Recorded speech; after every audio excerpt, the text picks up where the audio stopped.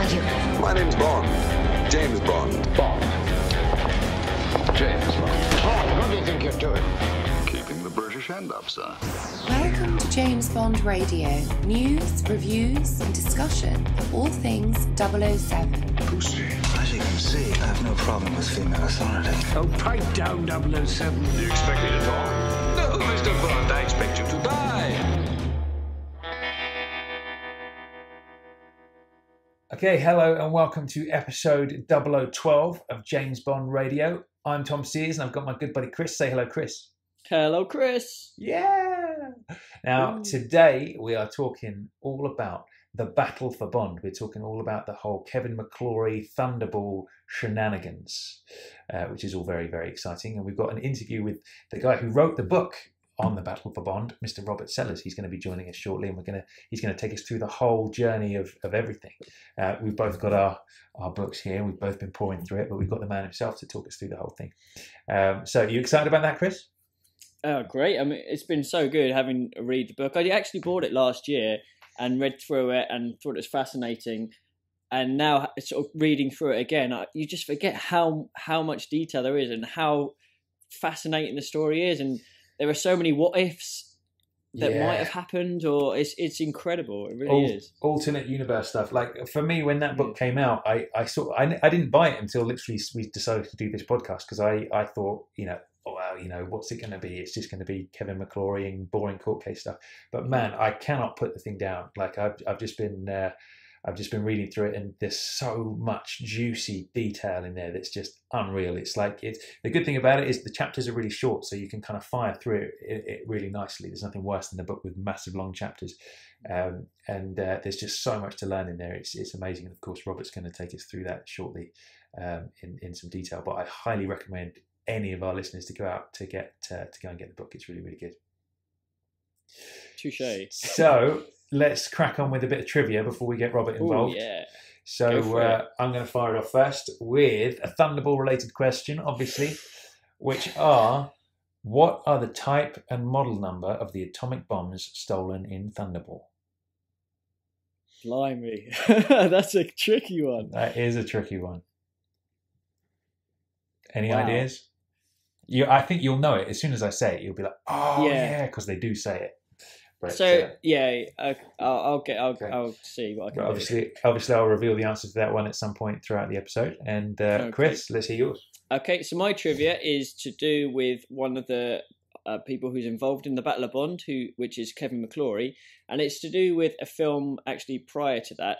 He worked on Moby Dick, a 1956 version of Moby Dick, and he somehow saved that film. And I just wondered if you knew how he might have saved the film. Do you know what? I have a vague memory now you say that of reading something in the book about it, but I'm not sure if I can remember what that was. But yeah, okay, we'll find out soon enough. Yeah. Dun, dun, dun. Cool. Okay, so without further ado, let's pass it over to Mr. Robert Sellers, the author of The Battle for Bond. Okay, so James Bond listeners, here we have today a current interview with Robert Sellers, who is the author of the fantastic and very, very intriguing book, The Battle for Bond. So, hello, Robert. How are you doing today? I'm doing fine. Thanks very much for allowing me to come on your show. No problem. It's great. Myself and Tom have both been sort of burying our heads in the book over the last few weeks, so it's definitely been one of the most interesting books we've read on the subject to do with Bond. So yeah, it was great. Must have been interesting to work on. Absolutely. As a Bond fan, it's a story that most Bond fans, they know who Kevin McClory is. They know basically the story behind Thunderball and the plagiarism trial, but they don't know sort of all the details, all the nitty-gritty stuff, which was fascinating, unearthing all that stuff. So it was nice to take a story that is sort of known and present it in a completely new way and perspective. Yeah, that's one of the things I thought is I remember when the book came out, and I almost thought, I kind of know what happened there. But obviously, for the podcast, when I started to read it, I was like, there was so much stuff that I didn't know, and so much kind of intriguing stuff of like what might have been the kind of, you know, the other offers for like TV show versions, different kind of movies. Absolutely, yeah. It's really incredible. But before we get into that, what we like to do with all of our interviewees is fire off our 007 quick fire Bond questions. So Chris is going to kick off with the first one, and we'll just literally keep it nice and quick, nice and short, and just give everybody an idea of kind of where your how sad I am. Yes, okay. Far away. We're all the same, Robert. We're all the same. Yes, we've all got anoraks, size 10. Don't worry. Yeah, but I wear my anorak with pride. Oh, rightly so. As we all do. Yeah. Okay, great. Well, quick fire question 001 is, what is your favourite Bond film? Well, it's very sad, but it is Thunderball. Oh, well, Thunderball's a good one. So I was going to say that's probably not a surprise, considering. I mean, I don't think it's the best Bond film, but then your favourite Bond film isn't necessarily the best. That is very true. Bond film, but it is my favourite. It's the one that I can always watch. Yeah, it is a good one, that's for sure. Question number 2 is, what is your favourite Bond book? Ooh, that's a bit more difficult. Probably From Russia with Love. That's we had Raymond Benson on last week. I'm not surprised that was his. And that was his favourite too. No, that is a good one. Cool, Chris, go for it.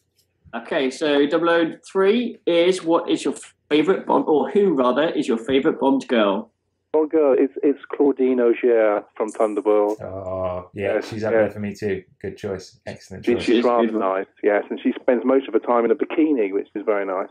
And she looks better in it than Britt Eklund does in The Man with the Golden Girl. I think you can have a Bond girl in a bikini for about 90% of the film. She's got to look like Claudine Auger, I think. Yeah, I'll back that statement up big time. Who is your favourite Bond actor? Bond actor is Sean, isn't it? It's got to be Sean. It's got to be, yeah, without a doubt. It is. I mean, he wasn't my Bond. I mean, I grew up in the 70s, so Roger was my Bond. It's like Doctor Who, isn't it? Yeah. People whose favourite Doctor Who tends to be the one they grew up with. But I grew up with Roger, and I love him now. I didn't like him when I was a kid. Interesting. Sean, I was very protective of Sean when I was a kid. Yeah, indeed. I never went to see The Spy Who Loved Me at the cinema because I was so anti-Roger at the time. Really? I was a very precocious 12-year-old. Wow. But I don't mind them now, but Sean left such an indelible impression on me as a kid, and I don't think he's been beaten, has he? No, absolutely. No, we both feel the same, and I suppose for us, we grew up in the 80s, and Rog was around and Tim was around, but again, like you know, you see Sean, and it's hard to sort of go beyond that, really.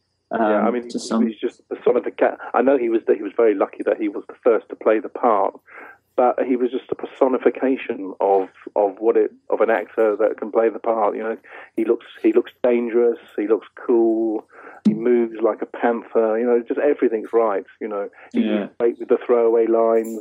It's just perfect, isn't it? He was perfect for the part. Yeah, I think all of them in some way, shape or form, they're good at one or two areas, and they lack in one area, but for Sean it's kind of all round. You're right. I think every Bond actor, they've got a little bit of Sean. They're not so good on this bit, but they're good on that bit. But Sean had the whole lot, the whole thing. Definitely. So what would you say is your earliest memory of Bond? It's probably a double bill at the cinema of Dr. No Goldfinger, which I went to see. Okay. Weirdly, I think as a family, we'd already seen Dr. No somewhere because we only went to see Goldfinger for some reason. So we turned up halfway through the film of Dr. No, which were and I remember it was the spider scene. I do remember that. You know, just arriving in the cinema when the spider scene was happening. But that was a great thrill. I mean, as a kid, I remember we were quite. We were cinema goers. We did go quite often to the cinema, and I always thought that every film started with the gun barrel, and I was really disappointed when it didn't. You know, because for me, the gun barrel was so iconic in my childhood that I was slightly disappointed if a film didn't begin with the gun barrel and the James Bond theme. You know. So, just to going to the cinema and seeing those Bond films just made a huge impression on me as a kid. Well, Chris is definitely in agreement with you about the gun barrel thing. In one of our older episodes, he'd written, after Quantum of Solace, he wrote a scathing letter to Eon Productions, like in his outrage that the gun barrel wasn't at the beginning. Which I don't see the point. I do not see the aesthetic reason why they put it at the end. There's no point. Absolutely no. I mean, there was a press conference when Sam Mendes said that he wanted the gun barrel at the beginning of Skyfall, but it didn't work because there's the scene of him coming through the corridor, isn't it, right at the beginning? But you could have very easily had the gun barrel open out to him coming down the gloomy corridor and finding the dead agent. Yeah. Those are my thoughts exactly. Yeah. It could have worked. That's Absolutely. just. Oh, of course it could have worked. If they got rid of that stupid musical jingle, the nah, which is rubbish, get rid of that and just cut in with a gun barrel to him walking. It would have been perfect. Yeah, anyway. I mean, there's nothing Austin Powers about the gun barrel, and I know a lot of sort of Bond elements have been, they're beyond cliche now because of the Austin Powers film. Yeah. But I don't think the gun barrel is in that category. I think it's still pretty cool, and I don't see why they can't use it. No, I think the only film that is kind of allowable to not have the gun barrel at the start, even though I'm still a little bit sort of annoyed at it, was Casino Royale, because you had the pre-credits bit and the black and white, and then you see him shoot the guy. And that was kind of okay. Yeah. But Quantum and Skyfall, it just, that's the only one for me. But yeah, I mean, the Casino Royale one, they played around with it very cleverly, didn't they? Which was fine. Yeah. And that was bang, introducing Daniel Craig as Bond. Yeah. And then, putting it at the end of Solace was very odd. Didn't make any sense at all. Didn't make any sense at all. Yeah. Anyway. Okay, so... We just watched them, so what do we know? So question number 6 is, what is the number one Bond location you'd like to visit? Like to visit, because I visited a few. It'll probably be, again, very boring, Thunderball related, would be the Bahamas, just because, there doesn't need to be a Bond location, actually, for me to go to the Bahamas, because I'd love to go to the Bahamas anyway. But I think Nassau, that area would be very nice. Yeah, it would be nice. So Bahamas, but I've been to quite a few, not intentionally to go there just to. That would be quite sad, but. I happen to be here, so I can, find out where this bit was shot, kind of thing. You don't have to downplay the geekness with the two of us, honestly. It's all good. You embrace it like we do. It's all good. But I think it's great, if you want to travel the world, looking up on locations, you have a lot of time on your hands and a lot of money, and, God bless you, fantastic. Yeah, absolutely. That would be a great holiday to have, a whole year going from location to location. Around the world, Yeah.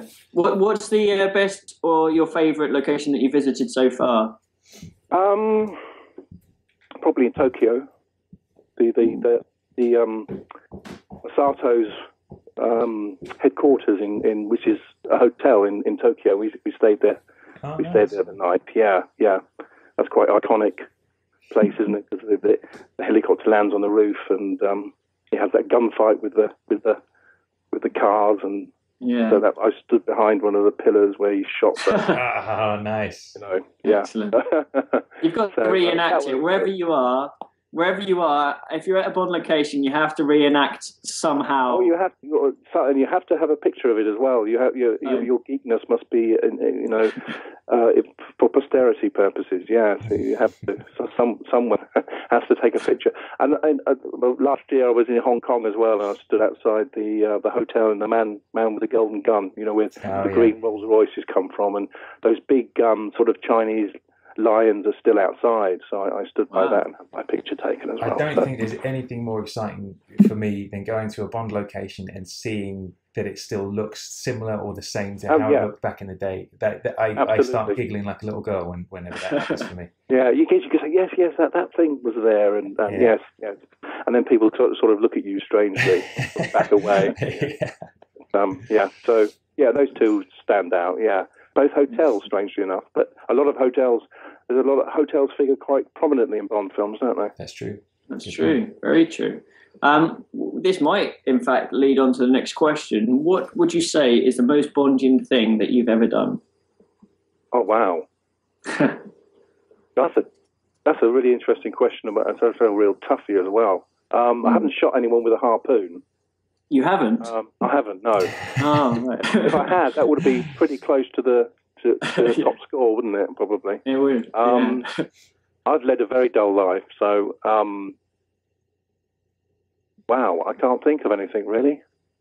Well, you've already mentioned the travelling and going to the hotels. I guess. I mean, I do a lot of travelling, and I've been to a lot of sort of Bondian locations like Shanghai and Tokyo and places like that, and sort of try and sort of be a bit debonair when one is going through the departure lounge, and order a vodka martini at the very plush bar. So yeah, you do those kind of things, don't you? And I've said the odd Bond line in my life as well, and thinking, I've always wanted to say that. And the perfect opportunity arises in certain circumstances, and you can say things, and yeah. Do you have one that you can recollect, which was a good one that you said? I said stuff like, this never happened to the other fella, and we have all the time in the world, and all those kind of things. Yeah. Excellent choices. So there it is. Your Bondian-ness comes from the travel. The trick is to say something that the other person obviously doesn't know is from a Bond film. Otherwise, kill the mood, really. You get a roll of the eyes and yeah. Cool. So that's your 007 quickfire questions done. So let's crack on and talk about your book and the whole kind of Thunderball experience then. So I suppose to kick things off, if you could just talk a little bit about kind of your relationship with Bond and what inspired you to write a book about Thunderball specifically. Well, I've done a lot of books prior to that. I did a book on Sean Connery. I've done 2 books on Sean actually prior to the Battle for Bond. And I did a book on Harrison Ford and Sigourney Weaver. So I've done lots of sort of, because I'm a film nerd. I'm a real film anorak. Yeah. So I mean, all the books I've written since as well are all film related. Probably the one that you guys would probably know is the Vic Armstrong book that came out a couple of years ago, The True Adventures of the World's Greatest Stuntman, which was Vic Armstrong. I've got a copy. Memoir. Yeah, I helped him write that book. I sort of ghost wrote it. Oh.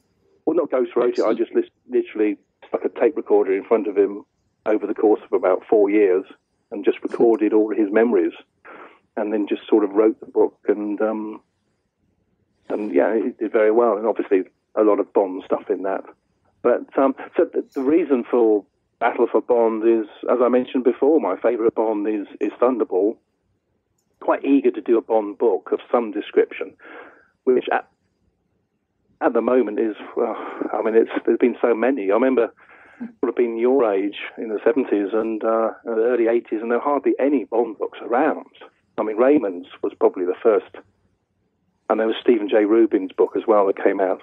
Yeah, that's Raymond said that last week, actually. Yeah. There was just nothing around, and that's... There was just nothing around, but now, there's so many books on Bond, so it was very difficult to come up with a sort of an idea or something that hadn't been done.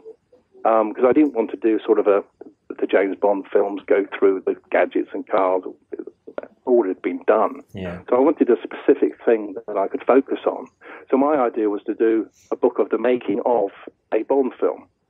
And I thought not only was Thunderball my favourite, also I felt it had the most interesting background because of the court case and everything like that.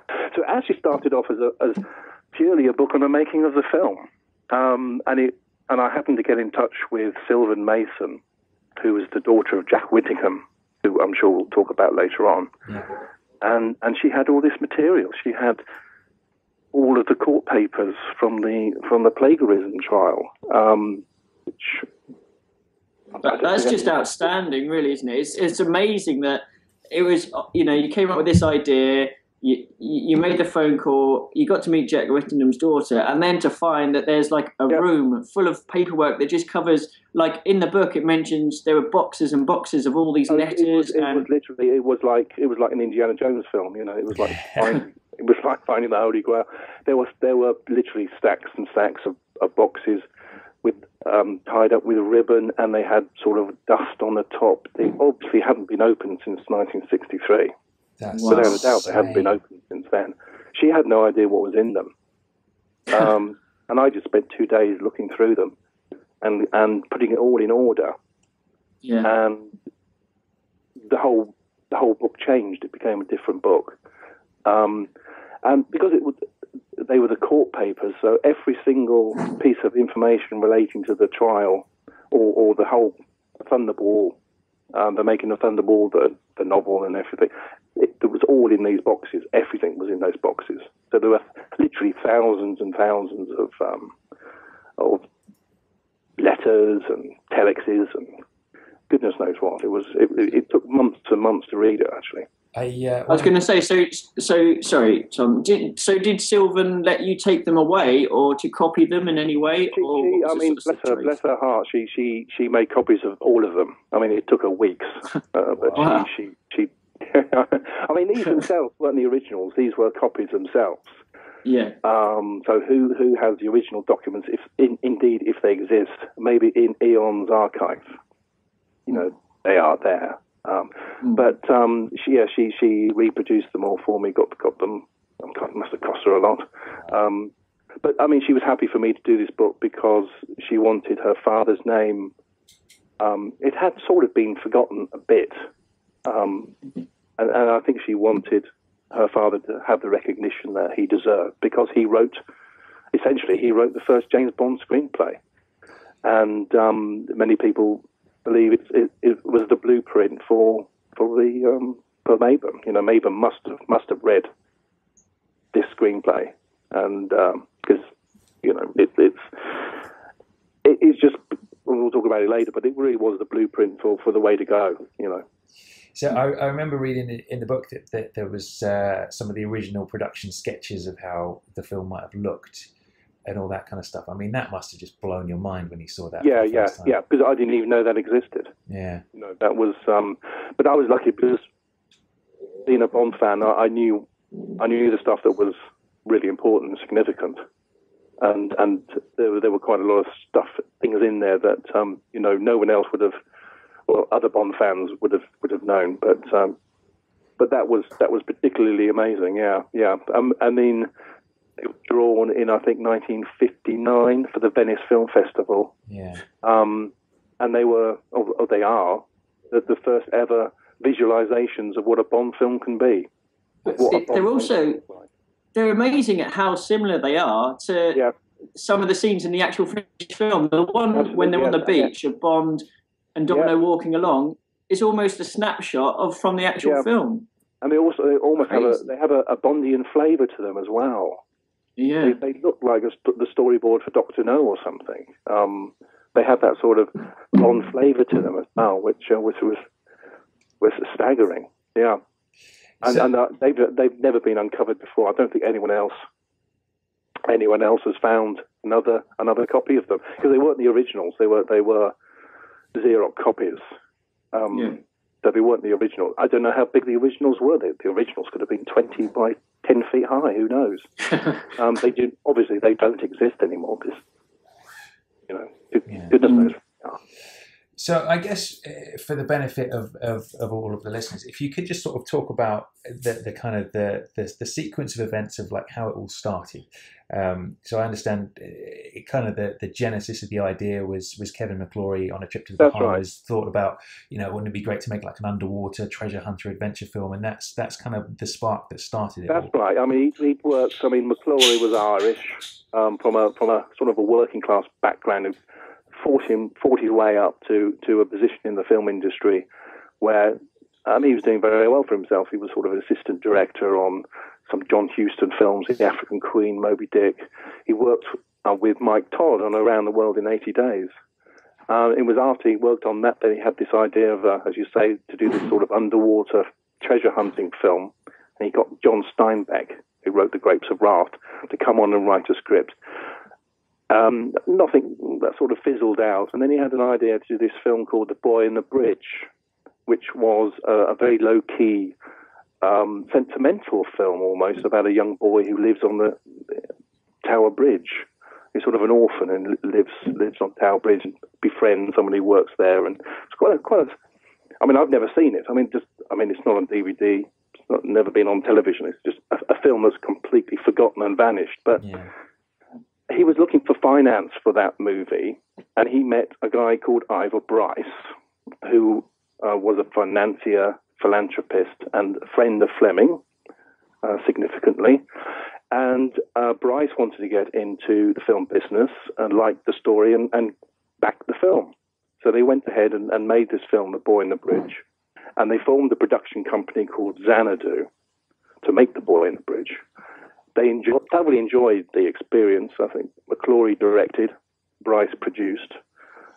Neither had ever made a film before. They just fell in love with the filmmaking bug, and they decided, let's do another film, because this was a one-off originally.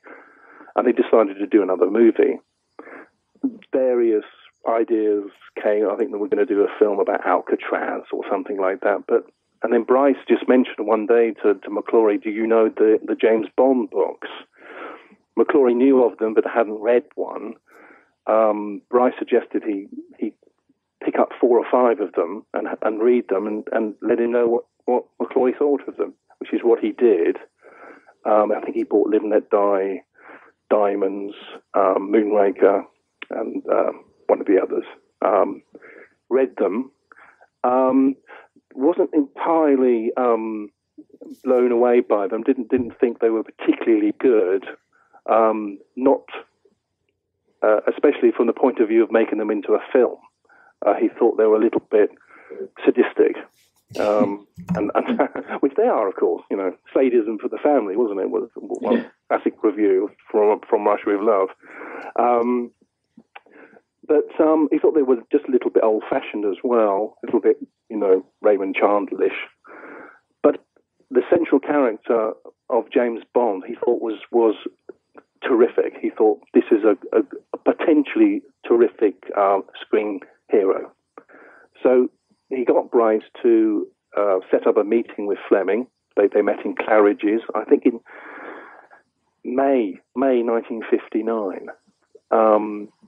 And Fleming sort of gave him the green light to go ahead and develop a Bond film, to adapt one of his novels. A couple of weeks later, McClory got back to Fleming and said, instead of adapting one of the existing Bond books, why don't we come up with a brand new story?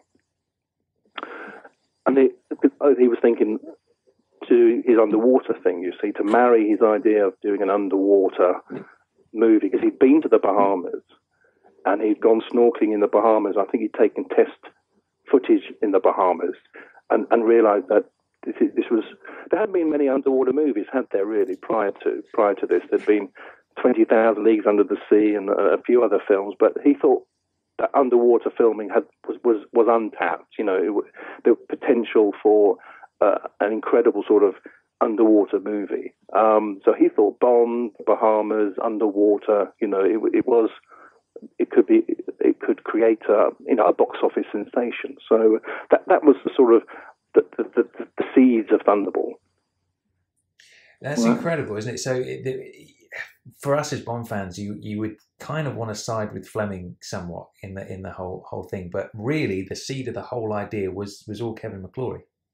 Yeah, because it was McClory who, because when you think about it, he was absolutely right about the books not being filmable, because Mabum, when Mabum came on and started writing the Connery Bonds from Dr. No onwards, he heavily adapted them and changed an awful lot.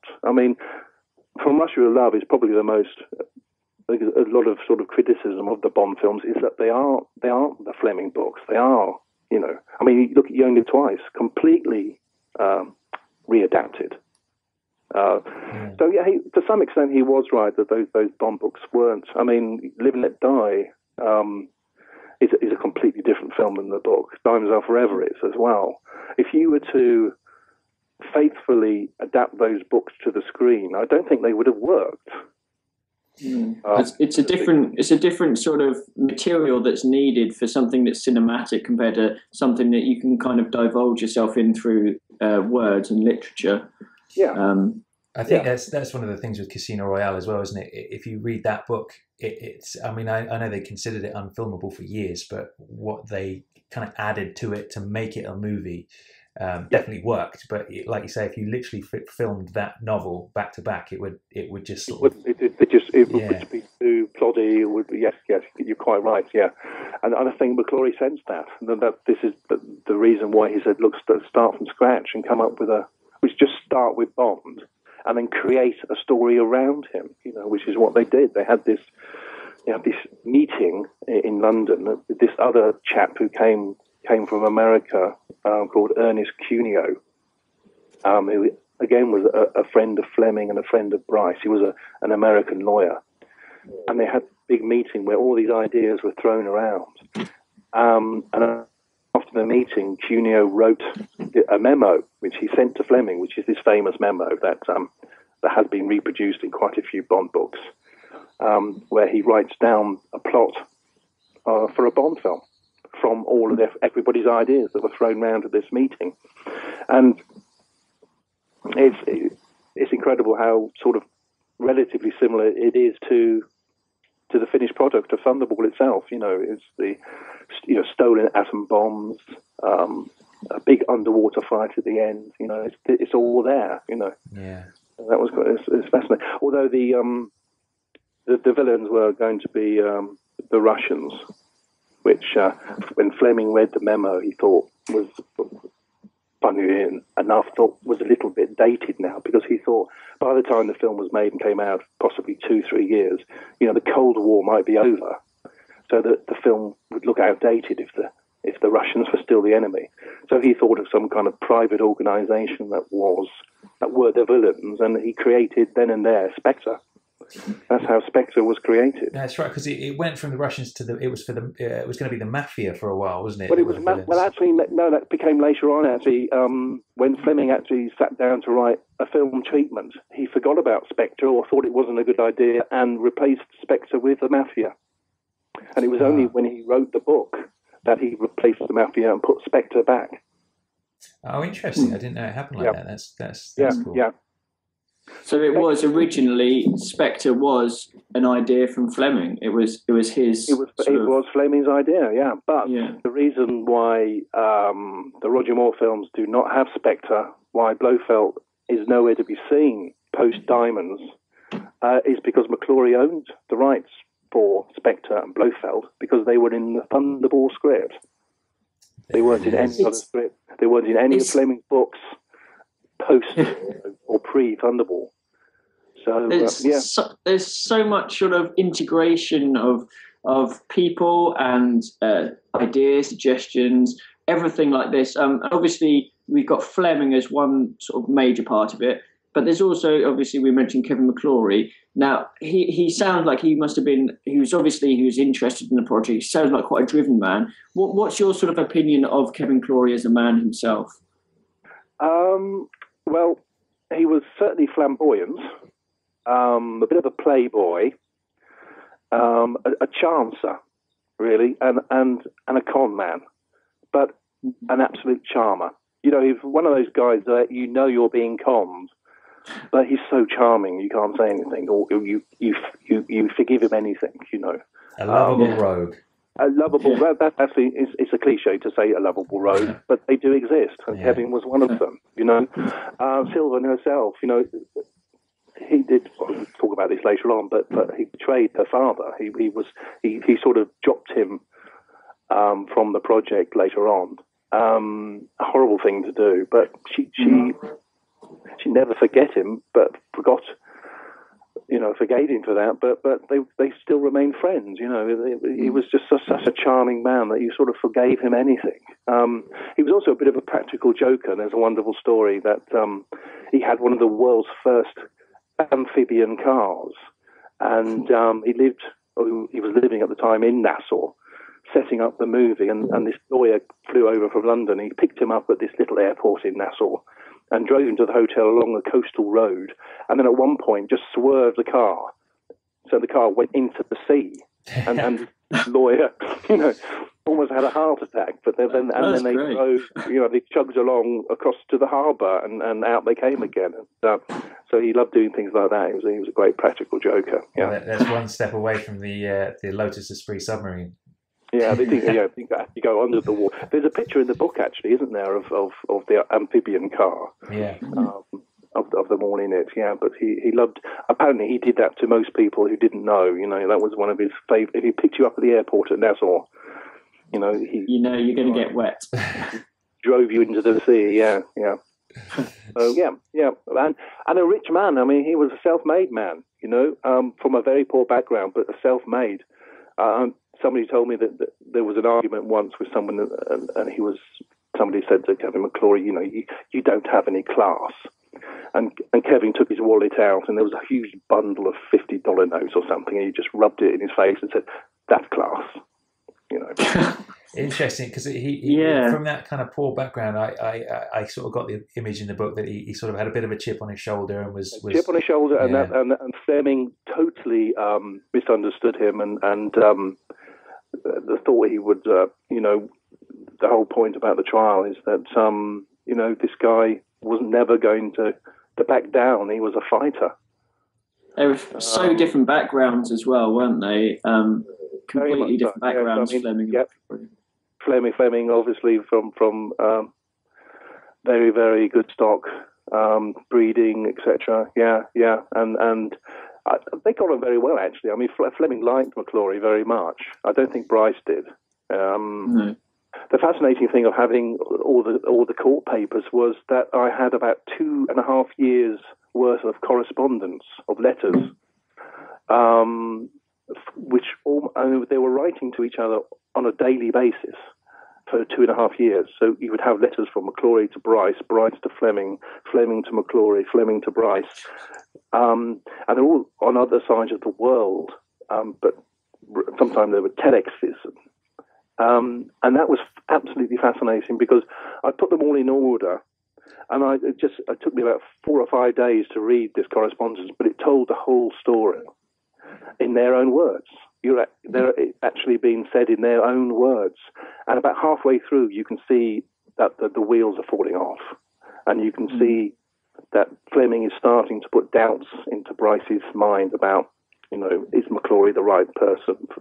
Because McClory was going to direct the movie, I think we're jumping ahead of ourselves a little bit, but because Fleming, the deal was done in July after that meeting, and the memo for the film script or the plot line in July 1959. The deal was done. Fleming wrote a letter, which I saw, saying, Kevin McClory, Ivor Bryce, Xanadu Productions, I want you to do the first James Bond film. You have my permission. And the deal was done. So it's quite one of the things. I mean, I'm only roughly halfway through the book myself at the moment, and one of the fascinating things is seeing it from the beginning, where everybody seemed really enthusiastic, and I remember the line where Fleming literally says, there's nobody else that I would rather have. There's no one else I'd rather have. That's why those letters are so fascinating, because you see Fleming sort of halfway a year on thinking, well, what have we done? We've unleashed a monster with McClory, because he was incredibly profligate. He was spending money left, right, and centre. And he thought, how can we get rid of him? But yes, what was fascinating also is that the very first James Bond screenplay was actually written by Ian Fleming. Yeah, well, it was. He wrote two screenplays, weren't they? And I understand they weren't the best examples of screenwriting in the world. They weren't full film screen. They were sort of, I guess you'd call them treatments. You call them film treatments, yeah. So they're about sort of 5-6 pages long.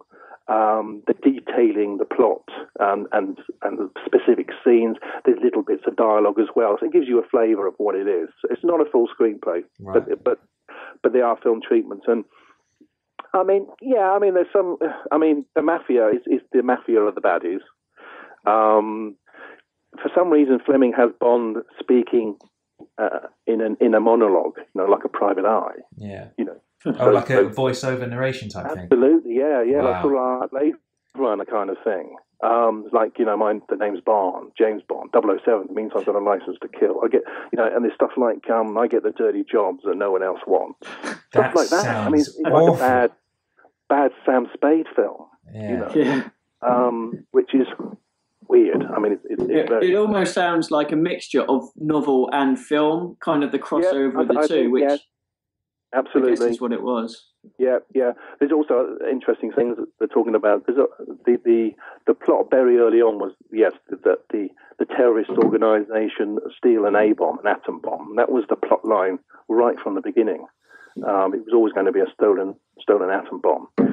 And there's one very interesting thing in the film treatment, which is quite prophetic, where M is saying to Bond that these A-bombs can be put anywhere, in a van outside the Rockefeller Center in New York.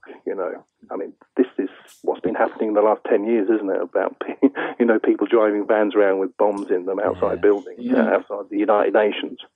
This is 1959, when something like that was totally unheard of. So that's quite prescient. That's quite interesting. Yeah. And there's also something else that's very interesting as well, is that Fleming has Bond say, "My name is Bond, James Bond," for the first time in this film treatment. To my knowledge, I don't think he said that in the novels. It's purely a film invention. Oh, that's Bond very say, interesting. "My name is Bond." Yeah. And so that struck me when I first read it. I thought, I don't think he's ever said that in a novel. So but it's very similar. Again, you've got Domino. Domino makes an appearance. It's all underwater stuff. There's lots of sharks. There's not the Disco Volante yet, but there is a boat that's got a hull at the bottom where the bomb is brought out of. So all that is going on. It was. Going back to the early memo, is reminded me that the finale was going to be a big underwater battle, but it took place at the same time as an American concert, because the plot has Bond disguising himself as an entertainer because they're going to blow up the bomb on an airbase. It's very similar to the plot of Octopussy. Yeah. You got the circus, haven't you, on an airbase? But in the very early scripts of Thunderball, the bomb was going to be blown up because of the USO, which was sort of the entertainment service of the army. People would go to Air Force bases and put on shows, comedy shows and things like that, or concerts. And they were using that as a front to put the bomb to blow up an Air Force base. So you've had the ending of the film would have been this big underwater battle while there was a big Frank Sinatra concert going on. And you're going to cut from Frank Sinatra singing on stage to the frogmen fighting under the water, which is quite bizarre. It's I understand at that stage Bond was going to disguise himself as one of those entertainers, which I thought that's right. They were going to. Yeah, sorry. I thought it'd be quite a funny image of seeing Bond, doing a bit of song and dance or something. Yeah, well, that's exactly what they were going to do. There was a scene with Noel Coward and Laurence Olivier teaching Bond, giving him a little routine that he could do. So I think that was a hangover from Around the World in 80 Days, which had lots and lots of cameos, and I think they wanted to have lots and lots of cameos in the Bond film. That idea soon went. I mean, Fleming just said no, that's ridiculous. Made it a bit of a farce, really, wouldn't it? Yes. I mean, good for Fleming. I mean, what Fleming said, this film has to be realistic. We've got to deal with the subject matter of terrorism and H-bombs, because I mean, he always researched his books extremely well, didn't he? They were incredibly well researched, and he brought the same thing to bear on the film as well. That the film, it has to be believable. The audience has to believe what's happening on the screen. Yeah. So after he'd written his couple of film treatments, obviously it sort of goes to another gear. When does Jack Whittingham come into it? Was that what happened? Yeah, they thought that the scripts. I mean, the ideas were there. Some of the scripts, the scenes are there, but it was written in a way. You mentioned he was a novelist. I mean, he wasn't a screenwriter. They're two completely different art forms, aren't they? I mean, there's an example of he couldn't tell a story from a visual point of view. The the best example of that is the hijacking of the atom bomb, which in Fleming's treatment is actually from a rocket base in Shoebury-Ness, would you believe? These guys, the mafia, just turn up dressed as soldiers with sort of fake ID, and they're let into this rocket base and just walk out with a H-bomb, bye. which actually, when Jack Whittingham comes on board, he just writes a line through that and said, half-wit wouldn't be, wouldn't see through this, that just doesn't happen, does it? So that's when they came up with a better idea to steal the H-bomb, which turned into the mid-air hijacking, And that was interesting as well, because an airline had never been hijacked prior to that. Yeah, point. Again, that was the first. Well, it came from an idea, actually. I think McClory saw a story in the Daily Mail where a military, either a British or American military plane, vanished and gone missing. I think they eventually found it, but I think he thought, well, wait a minute, instead of stealing the bomb on the ground, why don't we steal it in the air? And that's how that idea came. And it was much more filmic, of course, isn't it? So was that McClory's idea or Whittingham's? Again, that was McClory's idea. Yeah, Fleming didn't like it. He preferred the idea of stealing it on the ground, but eventually he thought it was a better idea. But going back to Fleming's treatment and not being able to tell the story in visual terms, which is so important in film, is that instead of having the film having an incredible sequence of the bomb being stolen, Bond arrives in M's office and M explains to Bond what happened. So instead of having an exciting sort of set piece of them stealing the bomb, it's M telling Bond all about this. And it's literally, it was 2 pages of dialogue, which just would kill the film stone dead. The film just stops for 10 minutes while M is explaining how they stole the bomb. So you've got to show these things visually, haven't you? And I don't think Fleming, he was a wordsmith, wasn't he? He loved words, and so I think they recognised that they needed a professional screenwriter who knew what he was doing. So throughout the whole process of like the different versions of the movie and all that kind of stuff, I suppose one thing that's really interesting is who came up with what bit kind of thing, Yeah. So the 3 kind of main players on that front was obviously Fleming, then you've got Jack Whittingham, and you've got Kevin McClory. I mean, can you talk a little bit about kind of as the story developed, like who came up with what ideas? Wow, there's so many different. I mean, I've mentioned. Fleming came up with Spectre. McClory came up with the idea of, the mid-air hijacking. I think Whittingham came in and came up with the Petacci idea of the plastic surgery, of having him be a double, Yeah. I think there are so many ideas.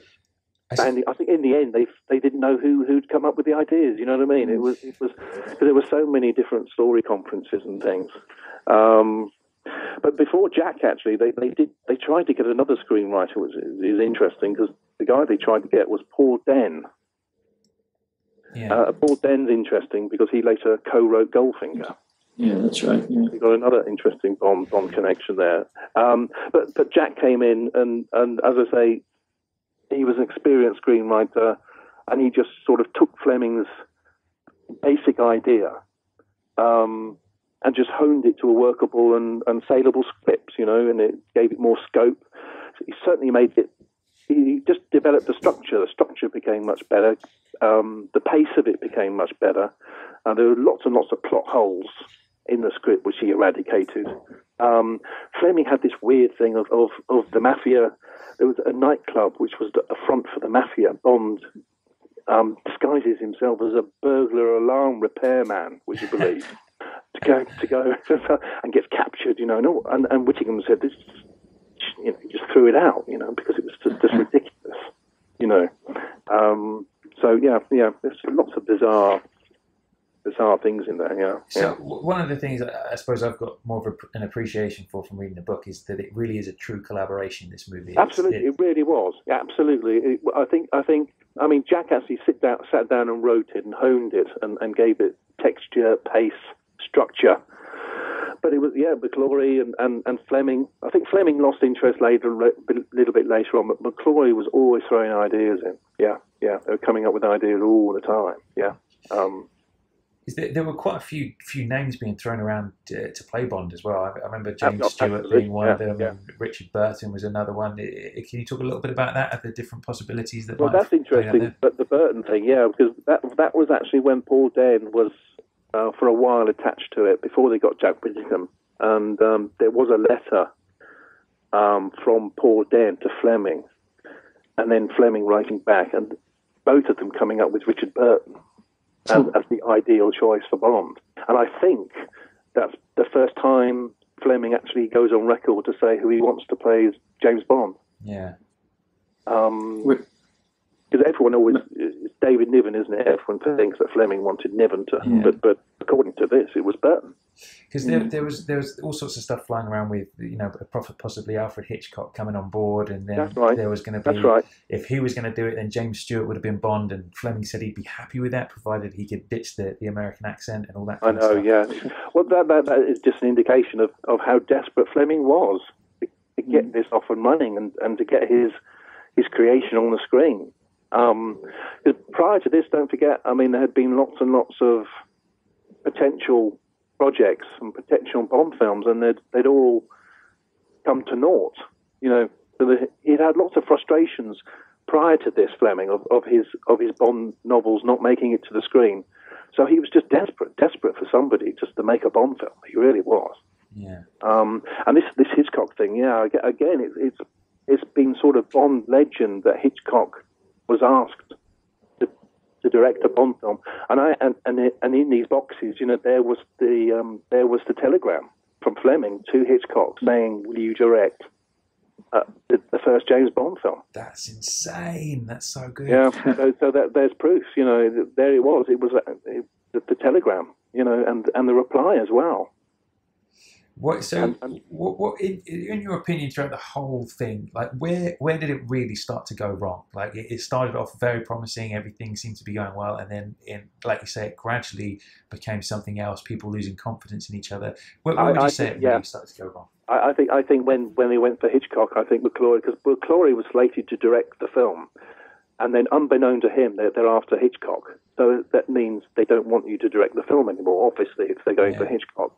So I think he saw the writing on the wall then.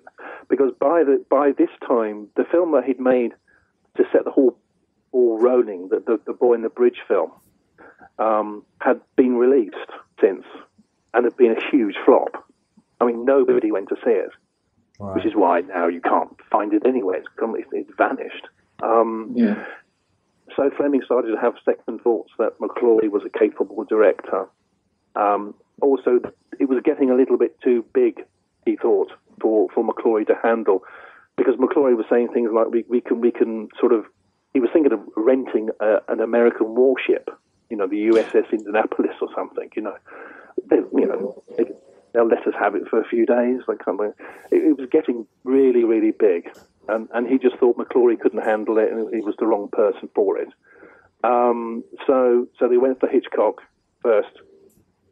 Hitchcock was interested for quite a few months. He was umming and ahhing, and lots of letters to and fro. And this amazing letter, where if Hitch does it, he wants James Stewart to play Bond, and Fleming saying, not so, it wouldn't be so bad if he loses the accent. Ivor Bryce writes back to Fleming and castigates him and says, what are you even thinking that James Stewart is the perfect choice for Bond? He's so wrong. Yeah. And also, if they brought Hitchcock on board, it was he would basically take all the creative control. Absolutely, that was very much the fear. Yeah, the fear that he would take complete control, which he did on films. He produced and directed them, and he cast it, and it wouldn't become a Bond film as such. It would become a Hitchcock film. You see what I mean? Yeah. But what's interesting is why they went for Hitchcock is that Ivor Bryce. Again, there's this wonderful letter that Ivor Bryce writes to Fleming because he sailed on the QE2 from London to New York, and during the voyage, they were showing films, and he watched North by Northwest, and he thought, this is the film that we want. It's almost a Bond film. This is exactly the kind of tone that we want, and so that's why they went for Hitchcock, because of North by Northwest. They thought that is a Bond film. Yeah. So I suppose one of the things I've got, again, more of an appreciation for is sort of how fortunate we were to have everything finally end up in the hands of Broccoli and Saltzman. Oh, absolutely. Because like some of the offers that were thrown around for like TV shows, I remember he sold the rights to From Russia with Love, didn't he? Around the same time. That's right, James Mason. Yeah, I mean, they said if we can't get Burton, then CBS or whoever it was are making this TV movie of From Russia with Love, and James Mason had agreed to play Bond in that. In the end, it was never made, but Fleming said, well, if James Stewart or Burton don't work out, we can, when James Mason becomes the TV Bond, he can make a Bond film and then do another TV Bond and then do another Bond film and then another TV Bond. That would have been utter chaos. Yeah, I mean, it could have so easily fallen apart, and Bond could have just been this footnote in the history of film that just never ever really went anywhere. It's crazy. Yeah. There was also a separate file of letters sent into the offices of just members of the public saying, can we play James Bond, offering their services to play Bond. Or wives writing in saying, my husband's a policeman. He's very, very tough. He runs a marathon, and he'd be a perfect James Bond. Here's his photograph, and here's the telephone number, and he's available. He's got a holiday coming up soon, so he'll be able to make the film. Just bizarre. Man, maybe I should try that when Daniel leaves. Bizarre. And also members of the public writing, suggesting names as well. Some bizarre choices that the public said, this person should be James Bond. I mean, people like Peter Cushing, would you believe, and Donald Sinden. Members of the public were saying, we think Peter Cushing is a wonderful actor, and he'd be perfect as James Bond, Yeah. I suppose back then, people's interpretation, obviously, they didn't have in hindsight what we've had over the last 50 years, and who knows back then in people's mind what Bond was going to be or what it could have been. I mean, there's probably a million different things in people's mind of, Bond's like this, or he's like this, or he's like that. Yeah. You're right. Yeah. Because of course, when Sean was cast, I mean, people said that was terrible casting. Why are you casting a Scottish truck driver as an Eton-educated English spy? They thought the choice was terrible. But of course, it was the perfect choice because, to some extent, the Sean Connery film Bond is not the Fleming Bond. He is not the Fleming, the Bond of the novels. He's a different animal altogether. So I guess by like this stage of the game, this could have been like any other, movies are thrown around in Hollywood and through the movie studios all the time where, they're going to make a film and then for whatever reason it all falls apart and doesn't get made. And this, at this point, could so easily have just been that. And I guess the key thing that kind of, I suppose, exploded it into a much bigger issue is when Fleming then went and just wrote the book without. Yeah, I think he just got fed up with it. He lost interest in it. Hitchcock pulled out, decided to make Psycho instead. If he'd done Thunderball, we would have no Psycho. Wow. Which is interesting. Because he would have done Bond instead, but he did this small black and white film instead called Psycho. And I think Fleming just got fed up of it, and he hated showbiz. He hated entertainment lawyers and agents. He just got fed up, and the time was coming where his publisher wanted a new Bond novel. So off he went to GoldenEye and sort of sat at his desk, and nothing came out. He had a block. So run dry. He'd run dry. I mean, there's this. I wrote this down because it's. I mean, if you were going to write as Fleming, you would write like this, but it is actually Fleming's words, which is wonderful. He wrote a letter to a friend of his, saying that he'd lost inspiration to write a Bond novel, but that he had to write one because the publishers were demanding one. So this is Fleming's own word in his letter to a friend. He says, "Terribly stuck with James Bond. What was easy at 40 is very difficult at 50. I used to believe in bonds and blondes and bombs. Now the keys creak as I type, and I fear the zest may have gone. Part of the trouble is having a wife and child. They knock the ruthlessness out of one. I shall definitely kill off Bond with my next book. Better a poor bang than a rich whimper." Wow. That's Those are some powerful words. Those words are very Fleming, aren't they? I mean, wonderful, wonderful. So, I mean, what kind of blows my mind a little bit is just the audacity of him to just go and write this book. Like we said, it was a true collaboration between three people. Write a book based on those ideas and then just not credit anybody but himself. Yeah, I know. It's in fact, the dedication in the book is to Ernest Cuneo, isn't it? Was it that's right. Yeah. Cuneo, isn't it? Yeah. Possibly that could be sort of that Cuneo wrote the first ever memo, for the plot. Yeah. But I mean, the ideas were. I mean, they were still writing the scripts where Fleming was writing the novel. Jack was writing the second treatment. The final screenplay, which bizarrely had a prologue at the beginning of it with Harry Truman, the ex-American president, warning of the dangers of nuclear war. So instead of having a pre-credit sequence, you have a guy at a desk in the White House. There was a shoot at the White House because Ivor Bryce had Washington connections, as did Cuneo. Cuneo was an ex-advisor to Roosevelt, so they had inroads to Washington. They were going to film in the White House in the Oval Office. And Harry Truman would so Thunderball would have started with this bizarre scene in the White House with Harry Truman, who was the president when they dropped the bomb on Hiroshima, of course, warning about the dangers of nuclear terrorism, and then bang, we get into the action.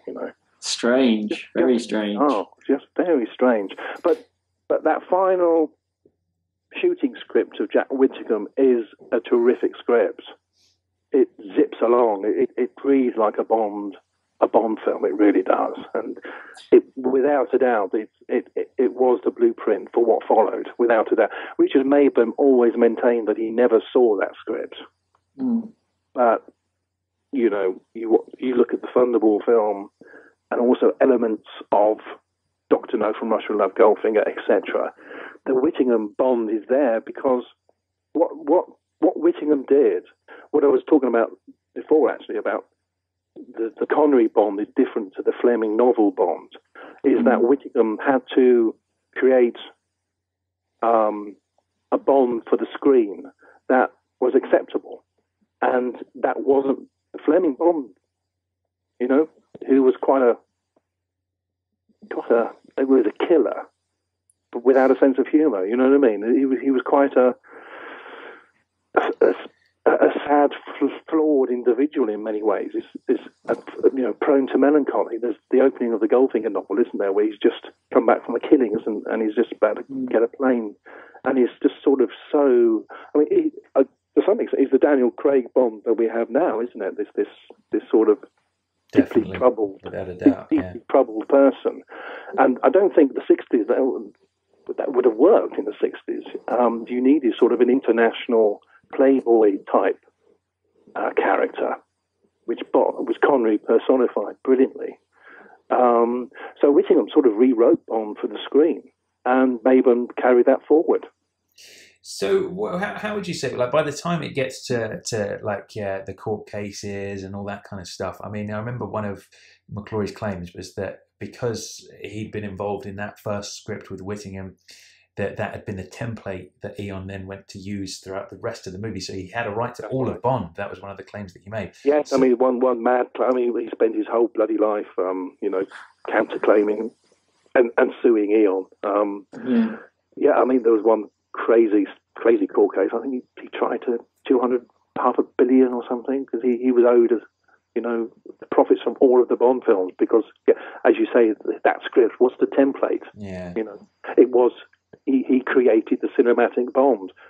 because the Bond of the films is patently not the Bond of the novels, and that Bond was created for his script, you know. So by that sort of point, this thing has grown out of so big proportions. You know, it's affected the Bond film franchise before it started, all the way up until the present day. This whole thing has had such massive effect. Do you think something as relatively simple as Fleming crediting Whittingham and McClory in his novel would have changed all of that? Oh, without a doubt, and give him not only a credit but maybe a little piece of the action as well. A little bit of money, yeah. But you just think everything that's happened because of that. All it needed was a little note here and a little check there, and everything would have been smooth sailing after that. And look at what's happened since. It's crazy. A little less arrogance, perhaps, on Fleming's part. Exactly, yeah. But prior to, I mean, because of course when the book came out, McClory read it and sued immediately. Fleming tried to buy him off, actually, with a £2,000 check. And McClory said, go to hell. I'll see you in court. Yeah. And, of course, the court case, he won the court case. Fleming, after 5 days, I think, threw the towel in. Because he was very ill at that time. He was extremely ill. And again, I found a letter from Bryce where it's alleged that Fleming had 2 heart attacks during the court case. Wow. He was actually taking pills for his heart at the time, but he actually had 2 heart attacks during the case, and that's why Bryce, you know, said to Fleming, "This is going to kill you. You know, if you carry on, you throw in the towel because you've lost anyway, because the evidence was insurmountable. That McClory's, it was based on McClory's and Whittingham's script. So that's what they did. Yeah, McClory obviously won the film rights to Thunderball, and this was in 1963 when Bond, you know, From Russia with Love had just opened and been a huge success, and then Goldfinger the following year was just a blockbuster, and Bond was the biggest thing in the world. And McClory had the rights to the next Bond film, or the rights to make his own Bond film, which he actually went ahead and tried to do. He did try and make Thunderball on his own in '64, back, you know, head to head with Goldfinger. Wow. And he went back to Burton, and Burton said yes. He was playing Hamlet on Broadway, and McClory went to see him in his dressing room, and Burton said, yes, I'll do it. But then Broccoli and Saltzman made a deal. Yeah. I was going to ask how it ended up with him being on set, because he's the sole producer credit, isn't he, on Thunderball? When you look through yeah, that's right. I mean, Broccoli and Saltzman, because they knew Casino Royale was coming up. They knew that they were going to make a version of Casino Royale, which they eventually did, of course, in 1967. Yeah, which is one of my guilty pleasures. I love that film. I mean, it's awful. It's terrible, but it's brilliant at the same time. So they knew this was on the horizon, and they thought a second unofficial Bond film could kill the franchise stone dead. So they had to make a deal with the devil. So it's keeping their enemies closer, I guess. Absolutely, and the contract said, remarkably, they gave 10 years that the rights would go back to him after 10 years, because they thought the Bond films they wouldn't be making Bond films in 10 years. Yeah. They had no idea that Bond would still be going in the 70s. So in 1975, McClory kept his head down for 10 years, and then 1975, pop, out he comes again, and starts causing trouble. And causing trouble trying to make another Bond film, which eventually became Never Say Never Again, of course, in 1983. Connery's comeback, yeah. So if this whole thing had actually come off and they'd have actually made that movie in '59, the very first Bond movie as Thunderball, what do you think would have happened there? What do you think would be the outcome? I think it would have been an okay movie, but I don't think it would have launched a series. I really don't. It depends who would have played Bond, of course. I mean, they were looking at other people. They were looking at Dirk Bogarde. McClory wanted Trevor Howard or Richard Harris. But I mean, Thunderball was going to be the first Bond film Saltzman and Broccoli as well, wasn't it? When they bought the rights to all the books in 61. Yeah. Thunderball was going to be the first Bond film because there was a ready-made script. Yeah. There was already a script. But then they heard that, McClory had sued, so they couldn't make it. So they made Dr. No instead, which was a better choice. Because in 61, let alone in 59, making a film underwater was incredibly difficult. So I think it was a wise choice, I think, to make Thunderball much later on, because the budget of the first Bond film, Dr. No's, just $1 million, something like that. But Thunderball was 5.5, 6 million. Not 9 million. Thunderball was. It was a phenomenal amount of money because of all the underwater paraphernalia and the pyrotechnics. So I think if they made this film in 59, I don't think they could have done it. Well, the budget. In the book, it was sort of saying that McClory was holding out. It basically, I think you mentioned that there were studios willing to say, okay, here's 750,000, you go and make your movie, which they could have tried to do, and you're right, it definitely wouldn't have come off. But the thing that was holding it back was McClory was saying, well, no, this film needs to be at $3 million at least because of all the underwater action, because the Armada at sea and all this stuff going on. Absolutely. So that's what scared Fleming to death, 3 million, because this was going to be an independent movie. I mean, they were looking for backing from all the big studios, but they weren't getting very far because Bond was an unknown quantity. McClory was an unknown quantity. So if they'd raised 3 million privately, it could have destroyed them if the film had flopped. Yeah, all of them would have been bankrupt. And that would terrify Fleming. So that's why they got rid of McClory, and they did some really nasty stuff to get rid of him. I mean, some of them were going into bank vaults and altering contracts, putting different dates on, and altering stuff. Really dodgy stuff was going on. So do you think that was mainly because obviously initially it was getting as it got bigger, they thought, well, no, we need a different director, someone more experienced, and then it got to the point where, well, maybe this guy can't even produce it, so if we're going to a studio or elsewhere to perhaps find another way to produce it. And then it went even further when he was supposedly Bryce's partner, but yet Fleming and Bryce were almost trying to write him out of it so they could do their own thing, and he had no part of it. That's kind of what it sounded like. Yes, because by then, Hollywood were after Bond. I mean, Fleming was now regretting signing this letter or sending this letter to McClory saying, you have the right to make the first James Bond film. Hollywood was now after Bond. And they thought, we're stuck with this mad Irishman. How do we get rid of him? So they sort of did some quite dodgy things in order to get rid of him. Yeah. So it's pretty. Like I say, as the Bond fan, you want to side with Fleming, but he was pretty shady throughout this whole thing, wasn't he? Really, he was a bit. I mean, there's you mentioned, why did he write this novel without acknowledging McClory and Whittingham? It's part arrogance, but it's part this. I mean, Bond was his creation.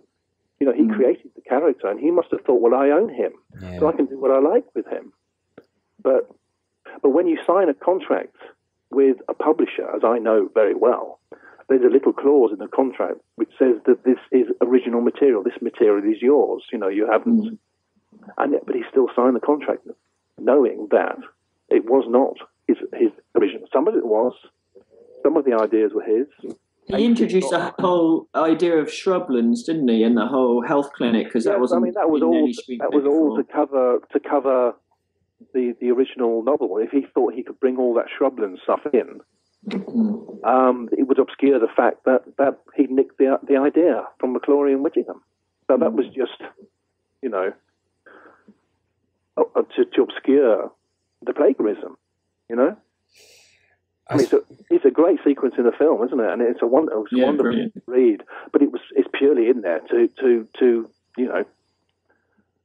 get people off the scent, as it were. I think with Thunderball, no matter what angle you come at it, there's kind of controversy. every step of the way from the original movie to the book, and even in your book, The Battle for Bond as well, in the sense that the first edition was pulled off the shelves and stuff, wasn't it? What can you talk a little bit about that? It was pulped. Yeah, it was pulped. I was a band author for about 6 months. It was very exciting. That's pretty cool. It was. It was because I mean, how many books have been pulped and banned? Well, quite a few books have been pulped, but for different reasons. But I mean, not many books are banned in this country because apparently we live in a democracy. But we didn't when it came to my book. But I must be one of the very few people who've been banned. So what happened there? What caused that to happen? We got a very nasty letter from the Ian Fleming Trust, or from a lawyer working for the Fleming family, the Fleming literary estate. Very expensive lawyer sent us a very expensive letter, I'm sure, saying that that we couldn't sell the book anymore because it infringed Fleming's copyright, because you can quote from letters in text, but we'd reproduced entire letters as illustrations, entire Fleming letters in the original book. Right. Which was a little bit naughty, but those documents were now in the public domain. Because they've been used in the trial, they now existed in the public domain. Right. So the Fleming Trust was saying these are private letters, etc., etc., and we were saying, well, they're not private anymore because they were used in a court trial, so they're public domain, which is true in America. That's why the book wasn't banned in America, because the law there is very black and white. Yeah. If anything is in a trial, then it's public domain; it can be reproduced. In England, because of all the shafty lawyers we have, it's a real grey area. Yeah. So we could argue our case, and we probably would have won the case if we'd taken it to court. But we just didn't have the money.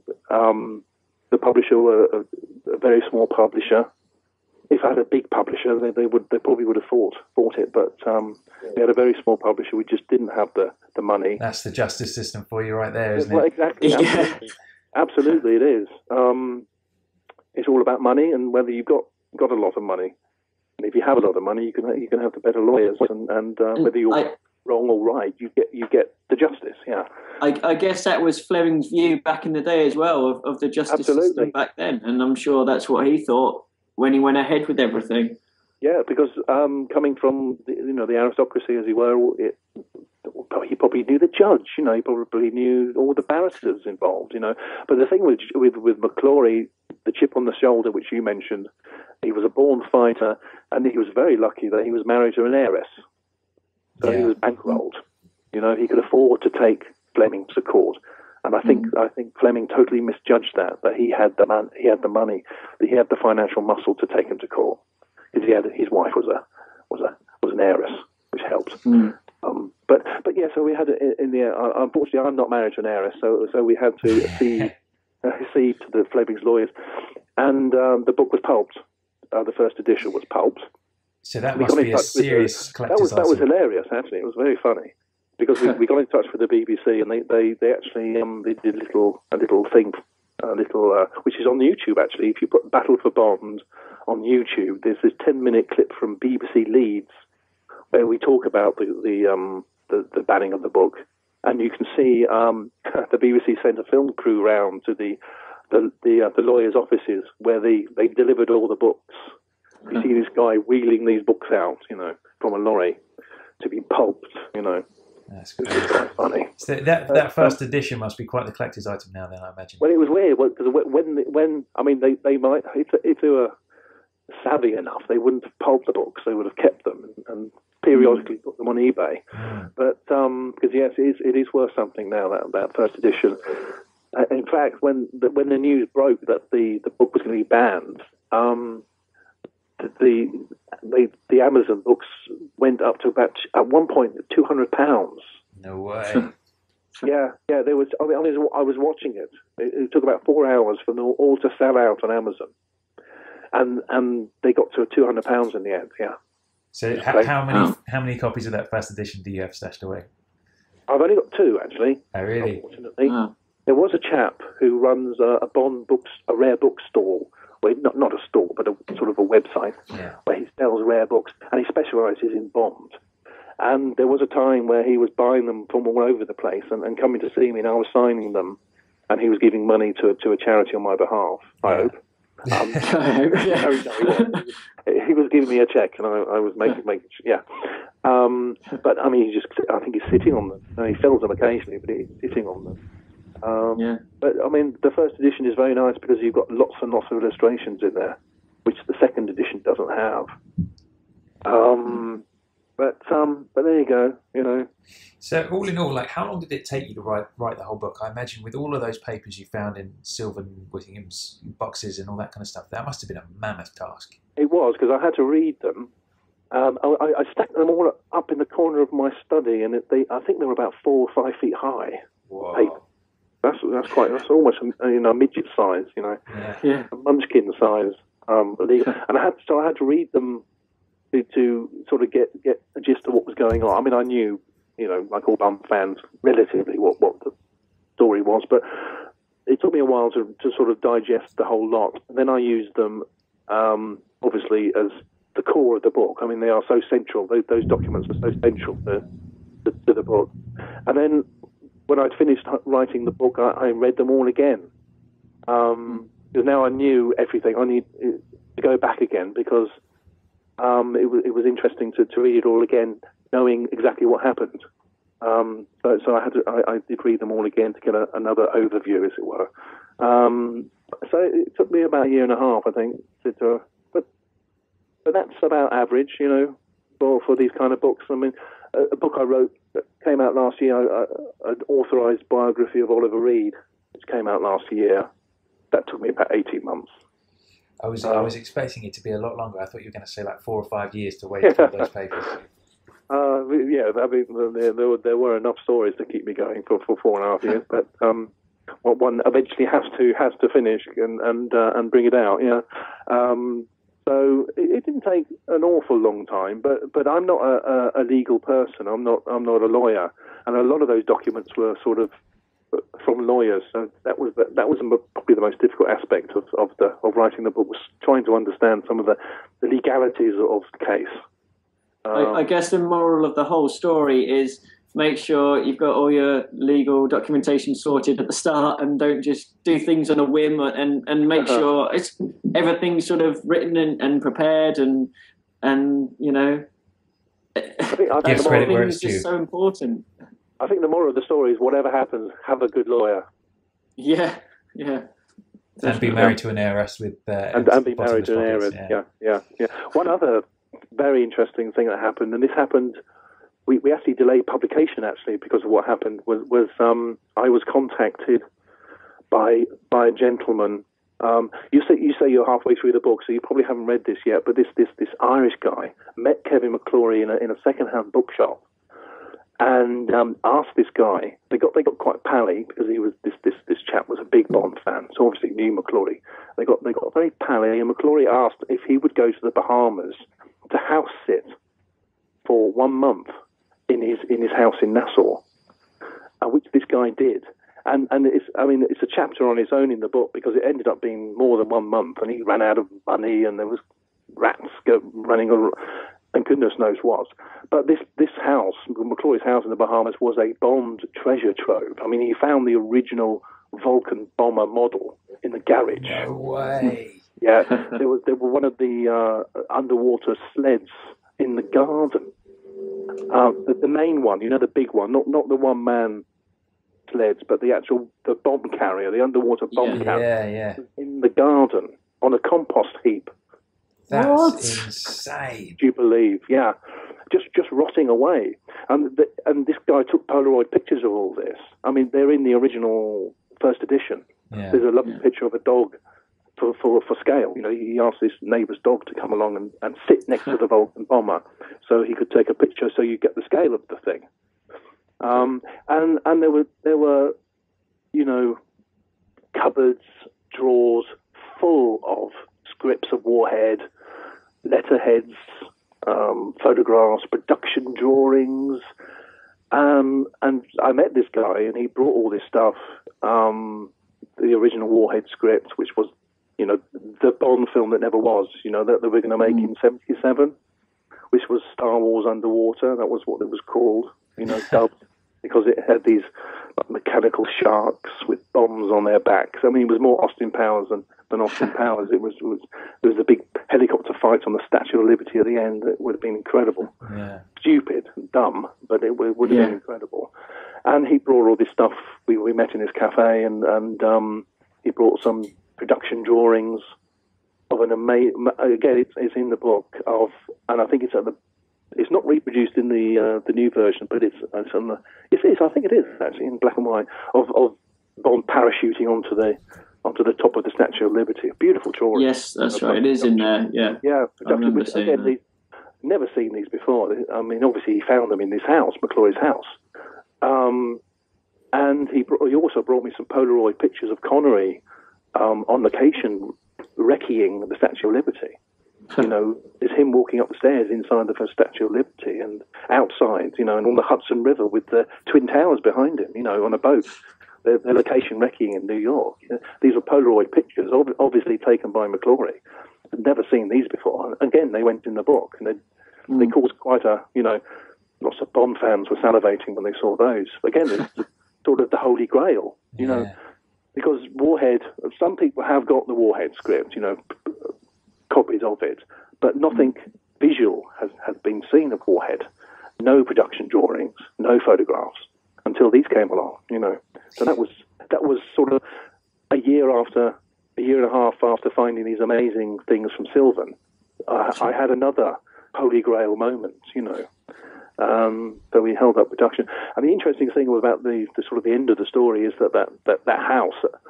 This guy walked in with about one suitcase, and I think he walked out with about 5. Because all this stuff went with him.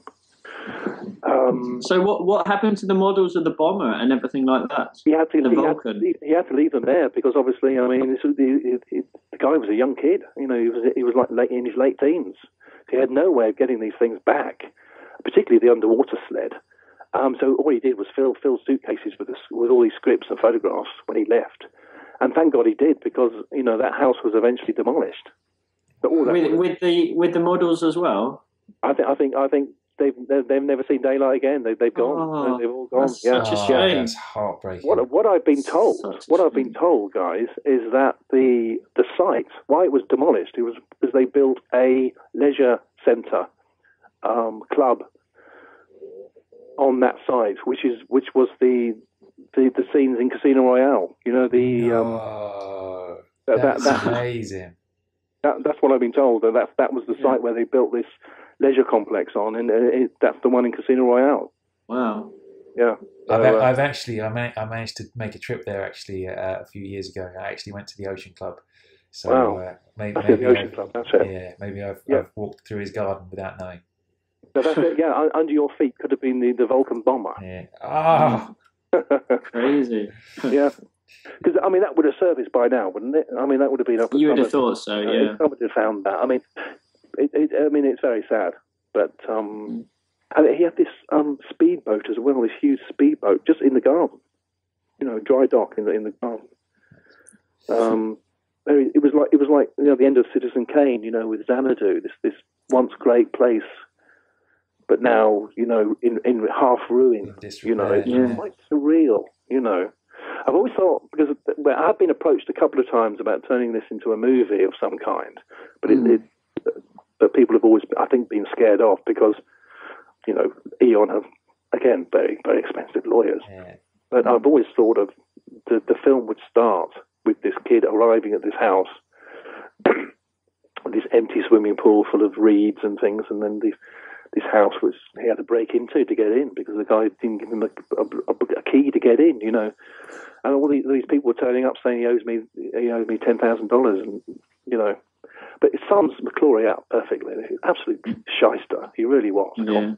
All these people that he all these, as soon as somebody was in the house, and all these barmen and all these restaurant owners turned up, saying he owed them thousands of pounds, Yeah, that sums McClory up. Because he must have, I mean, he earned millions from Thunderball. Goodness, I mean, tens of millions he earned from that film. But he blew it. He blew it all on lawyers' fees.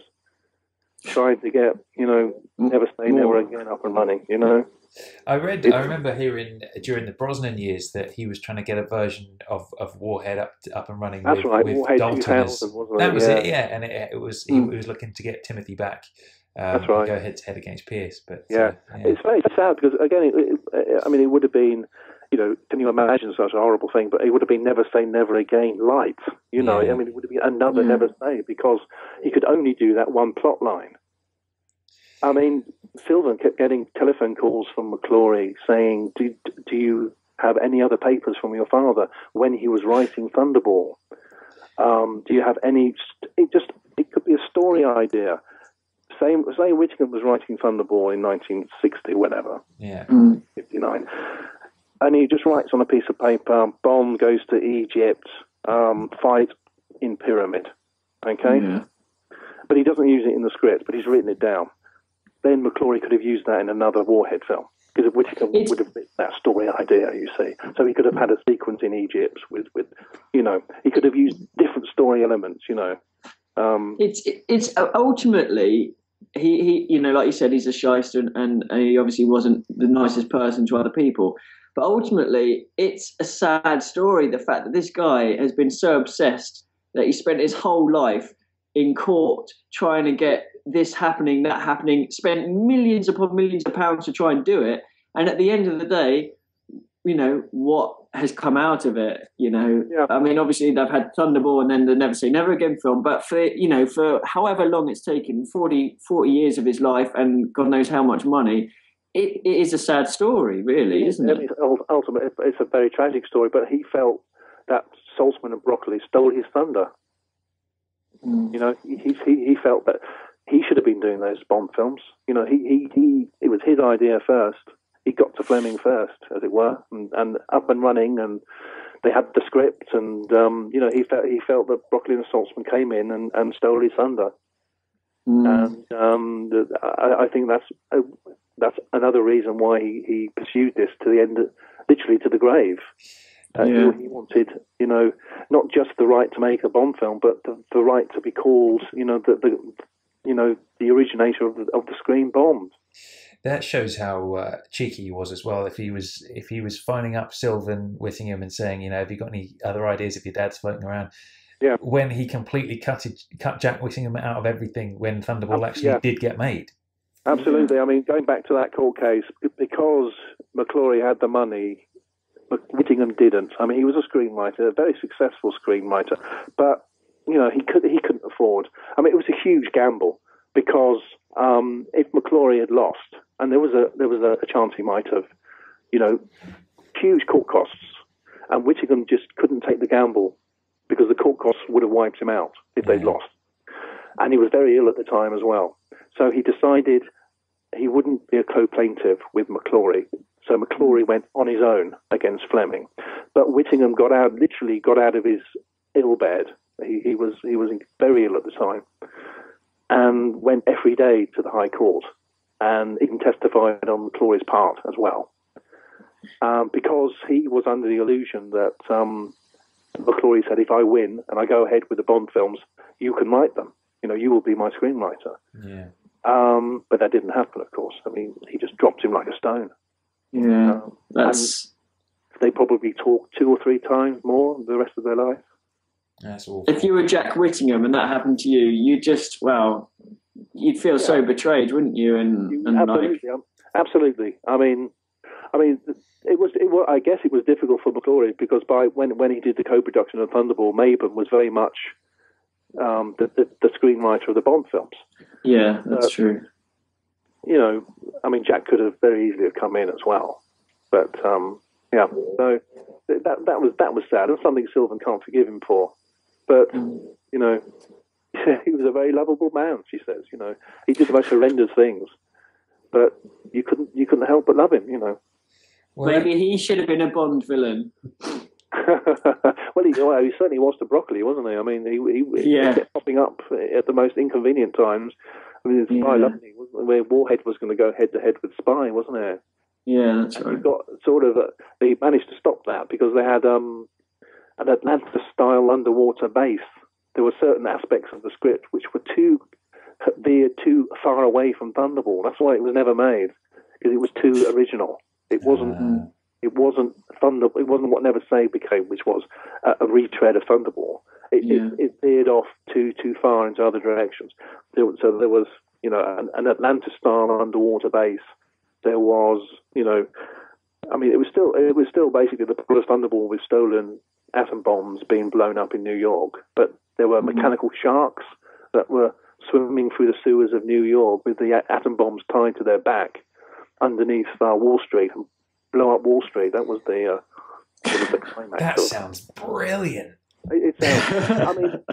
I mean, somebody without a doubt on the Austin Powers films had read Warhead, because there is the joke, isn't there, about the sharks with freaking lasers on their heads? Yeah. That's got to be a nod, a real in joke to Warhead. I think it must be, with the mechanical sharks, and I think they do have lasers. Or maybe they don't, but they've certainly got, you know, nuclear missiles strapped to their backs, you know. And there's a scene with, I mean, there's this henchman called Bomber, and he's described in the script as making Muhammad Ali look like a pansy. You know, it's very subtle stage direction there. But and he has a fight with this guy in the sewers of New York while they're hanging, and then they sort of grabbing, Bond kills him and then grabs hold of the fin of the shark while he's diffusing the bomb. It sounds bonkers. I'd love to have seen it. Love to have seen it. It would cost an awful lot of money, and he would have had Connery in sort of a late 70s Connery, who still looked pretty mean, you know. Yeah. I don't know. I mean, he looks great in Never Say Never Again, but he looks as if he's about to retire and go to pasture to some extent, as if not because he's old, but just because, you know, he's like a banker that's reached, you know, 55 and he's just going to live in the Bahamas for the rest of his life, you know. He doesn't give a damn about anything, you know. He sort of looks like that. But I think a mid-70s Connery still had that edge to him, you know, still had that hardness, you know. So it would have been brilliant. Well, thanks for coming on the show. That was like a real in-depth kind of run through of the whole Thunderball saga. I feel like I've been reading the book, but I feel like I've learned something today as well, which is great. Well, as I say, that's what I could remember of it. Yeah. It's, as I say, you know, it's 7 years ago, and I've done other things since. And but you know, obviously, I'm a Bond fan, so it's something I'm quite knowledgeable about, because you know, you reread the book and all the memories come back, and yeah. So what's next? Have you got any plans to write anything other Bond related, or what's your next book? I did do a Bond related book quite soon after Battle for Bond, but I never found a publisher for it. It was going to be a book on all the actors who were asked to play Bond but never did. Ooh. That's been quite an interesting one. To read that all the casting rumours, you know, and I wrote it, and I interviewed a lot of people. I interviewed, you know, Sam Neill and Oliver Tobias and Michael York and Ian Ogilvy and Sir Ranulph Fiennes. I interviewed. Did you believe Sir Ranulph Fiennes was up for Live and Let Die? And even Jon Snow, Channel 4's Jon Snow was interviewed for Secret Service. No way, you're kidding me. Absolutely, yeah. I phoned him up and he said it remains a mystery because it wasn't broccoli. He doesn't think it was broccoli or Saltzman, but he was, because at the time he was, now obviously he's an elder statesman of news, but then he was working for ITV and he was like a roving reporter that went to all these war zones. So every night you switched on the telly, he was either in Uganda or Beirut getting shot at. Yeah. And obviously the Bond producers thought he looked like a very man about town and very, very, very sort of an action man. So they got in touch with him and he arrived at this house in Belgravia and went in, and but they looked at him and saw how tall he was, so they instantly dismissed him. If you're too tall. Strange.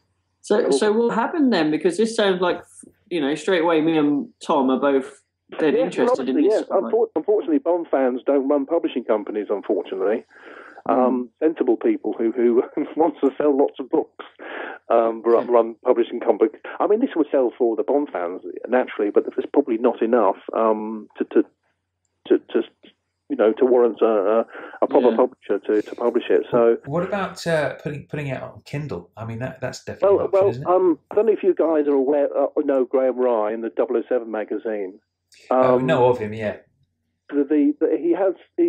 It's sort of running in his magazine. Really, he put the first part up in his last issue, which was about a year ago. Yeah. And when he gets round to bringing another one out, part 2 will be in that one.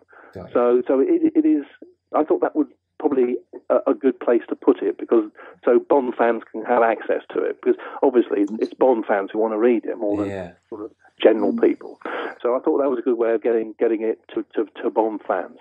So part 1 is out there, and part 2 is imminent, as it were. But there were some balmy choices. I mean, particularly circa the George Lazenby casting, because they really did not have an idea who could be Bond. Yeah. I mean, if they went for Jon Snow, we'll definitely have to look that up, I think, because that sounds like pretty interesting reading. Yeah, it's quite a laugh. Yeah. So have you got any places our listeners can kind of look you up online to see, like, you've got a website with all your other books and stuff that they can check out? Not really, no. I always joke that my website is Amazon.co.uk. So you put my name on there, you can see all my books. I'm on Facebook, but I don't really use it very often. But I do have a presence on Facebook. I'm also writing a book on Peter O'Toole at the moment as well, which is quite good fun. Oh, I bet that's an interesting one. I've just started. I've been working on that for about 6 months, and so that's going ahead. There was a picture of him in the Battle of Bond celebrating with McClory after winning the court case. Yeah, well, 2 Irishmen together, isn't it? It's the Irish Mafia, isn't it? They were very good friends. Yeah, I don't think O'Toole was ever going to play Bond, but they were very good friends. Yeah. So to finish That's up, a great picture, isn't it? Yeah. To finish up, we always like to ask our interviewees what we call the ultimate Bond question, which is if you had an unlimited budget and you had unlimited power and connections, and you could make any Bond movie with any actor, with any director, with any story, what would you do? Wow. What, you mean remaking? Or remaking, or it could be an original story. It's totally up to you. What would be your go-to? Well, going back earlier to what we said about the Bond books, the original Bond books not being filmable, and I have a feeling that this may actually happen one day, is that they go back and make the Bond books almost like the Jeremy Brett Sherlock Holmes, incredibly authentic, faithful, and film them in their 50s milieu, as it were. As hour and a half sort of TV movie, HBO kind of things. That's the dream for me. I would love to see that. Yeah. I mean, I'd love to see sort of the Moonraker, for example, which is just it's a rocket, isn't it? Yeah. Fired onto London, instead of all this space nonsense. Yeah. I mean, yes, okay, in the 60s and 70s, as Broccoli said, Moonraker is just a piddly little rocket going to blow up London. We want the whole world to be destroyed, because that's what a Bond film is. It's over the top and epic. But it'd be lovely to sort of go back to those original books and do them incredibly faithfully. And use the dialogue, no new dialogue, all the dialogue in the books as much as you can. Any idea who you'd like to play Bond? As we are at the moment, well, who I would want to be Bond is probably who I want to be Bond to follow on from Daniel, isn't it? Who's that? It's between Henry Cavill and Fassbender. Oh, yeah, excellent choices. Yeah. We're Fassbender fans, definitely. I don't know if Fassbender will do it because he's too big now, isn't he? He's too. Yeah. Yeah, I remember talking to Vic Armstrong when we were writing his book. He did this film with Hugh Jackman. This is before Jackman broke big. Yeah. The awful film he did with Meg Ryan in this romantic comedy. I can't remember what it was called. Time travel thing. But it was before Jackman became really big with the X-Men films. And he worked with him on that film and phoned up Barbara Broccoli and said, "I've just worked with the next James Bond. Hugh Jackman. well, once Pierce is finished, you've got to get this guy. And he was on their radar for quite a while, but then he became too big. Yeah. Once you become big, you can't. It's almost a backwards. We're not a backward step. I'm not saying play Bond is backward, but you don't need Bond. Yeah.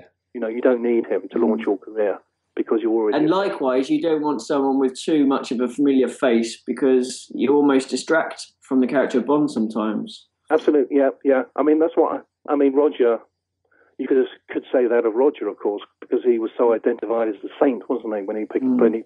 But they had no choice. There was nobody else. Yeah. There were some bonkers ideas there, wasn't there? Clint Eastwood and Burt Reynolds, people like that. It was going to be Julian Glover as well. Was tested for Live and Let Die. So Fassbender is kind of interesting career he's got, isn't it? And the next 3 to 4 to 5 years, he's going to be. He's not going to need Bond, is he? I don't think. Yeah. I think Daniel's going to do another 2, possibly. He's got his 2 contracted for, yeah. Yeah, and then we'll see. He might do another one, but I have my doubts. Yeah. I think he'll just do the next 2. But Henry Cavill, the problem with Henry Cavill is, he's not an interesting enough actor at the moment. I don't know. No, I don't think he has. Again, the thing with that though is he's now Superman, isn't he? And he's also Napoleon Solo, isn't he? That's true. Yeah, and the new Man from Uncle. Yeah.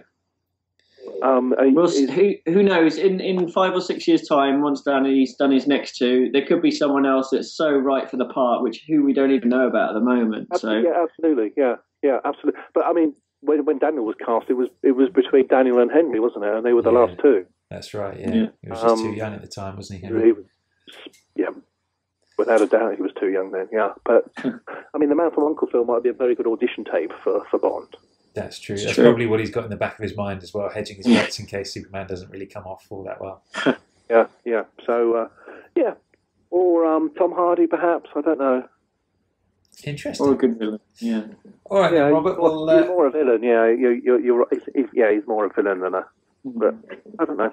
We'll see. We'll have to keep our fingers crossed. But it's been fantastic speaking to you today, Robert. No, I've really enjoyed it. So, as I say, sorry I couldn't be there in person, as it were, from a visual point of view.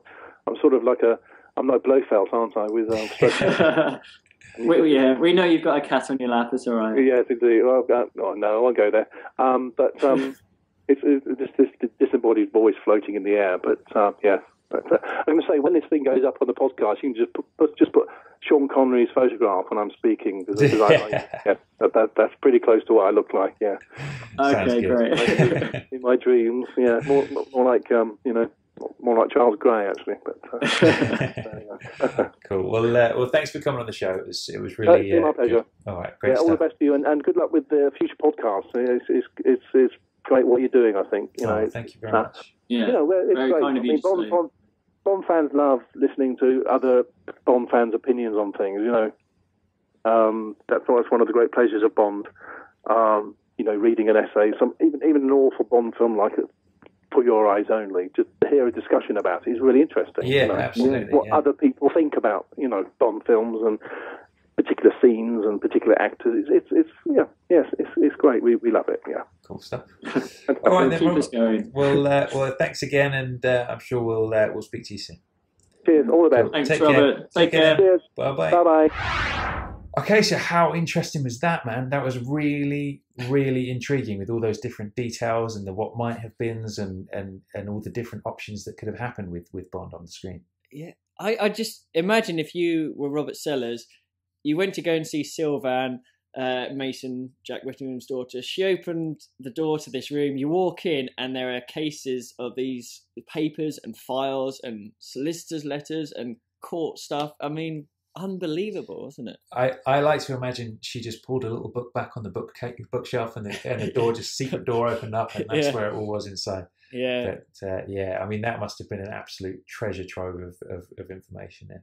But anyway, as in our first James Bond radio competition, I decided I'm going to give away my copy of The Battle for Bond. Ding, ding, ding, ding.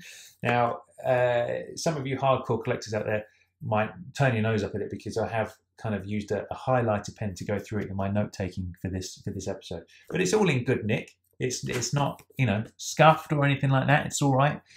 So I'm gonna pass the love on to one of our listeners. So the way you can win your copy is to go on to jamesbondradio.com, and there's a little button on the side that says leave us a voicemail, and you've got to leave us a voicemail, and we'll choose our favourite one, and whoever gets that will get their copy of the book. So just get creative and leave us a message, and if we like it, you get the book. And is it going to be signed by your good self? I don't know. Am I Bond celebrity enough to warrant that? I don't know. I don't know. Have you got a fancy signature? That might help. Maybe I'll cook something up. Draw a little picture in there for you, something like that. Perfect. A cock and balls. That's my usual signature. Okay, so let's run through some Bond facts. Okay, Bond facts, here we go. So we've got mainly around McClory and everything, obviously, with the Battle of Bond. So, my first Bond fact, Kevin McClory previously worked as both boom op and location manager on Cubby Broccoli's film The Cockleshell Heroes. So he worked for Cubby even before anything to do with Bond. That's an interesting link. McClory was at one time romantically involved with Elizabeth Taylor. Lucky him. Lucky him. In addition to Never Say Never Again, McClory tried to make other adaptations of Thunderball. This included Warhead 2000 AD, Warhead itself, which we obviously mentioned earlier, and at various other times he tried to sort of bring remakes of Thunderball to the screen. In 1975, McClory and Richard Harris took out a full-page ad in the Nassau Tribune demanding an end to internment without trial in Northern Ireland. So they were behind that sort of area. Jack Whittingham's first screenplay was for a film called Q Planes, which sounds like a cool title. It does. But I don't think it had anything to do with Q as we know it. But might be an interesting script, that one. And finally, McClory wanted to make Thunderball for $3 million, saying that the budget had to be at least that to cover, obviously, everything that was needed with the underwater filming. And that $3 million was 3 times the budget of Dr. No, which was obviously made 3 years later in 1962. So back then, $3 million would have been a heck of a chunk of money. Very nice. Okay, so for my Bond facts, I've got in 1956, NBC approached Fleming to write a TV series called Commander Jamaica with a character called James Gunn. Fleming wrote a pilot episode about a gang of criminals on an island base sending Cape Canaveral rockets off course. Does that sound familiar to you? I don't know if it does or not. Maybe. He obviously later on recycled that plot and used it as the story for Dr. No. So it wasn't the first time he'd recycled something for the screen for a Bond story, but obviously that wasn't a collaboration, so that didn't land him in any hot water. Thunderball sold 58 million tickets in the US alone when it came out. It's a lot of dough. As we mentioned in the interview with Robert, the American lawyer who was involved in the whole Thunderball case, Ernest Cuneo, took Fleming on a casino crawl in Vegas, which formed a lot of the material he used in the Diamonds Are Forever book. And if you look closely, he even names a cab driver after him. There's a cab driver called Ernest Cuneo in the Diamonds Are Forever book. Kevin McClory himself was a bit of an adventurer, and before he got into making movies, he'd driven across the Sahara in a Land Rover in 12 days. He'd been a crocodile hunter in the Belgian Congo and prospected for tin in French Equatorial Africa. Also, he was in the Navy during the war, and his ship was torpedoed, and he spent 14 days adrift until they were rescued, and he had to help bury 8 of his shipmates at sea. Isn't that incredible?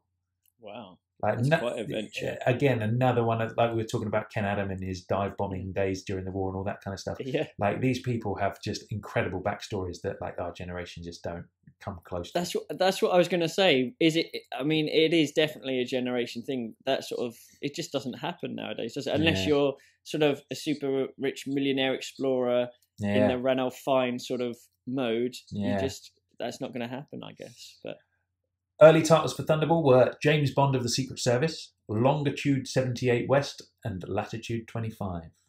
Very Hitchcockian, those last 2. Yeah.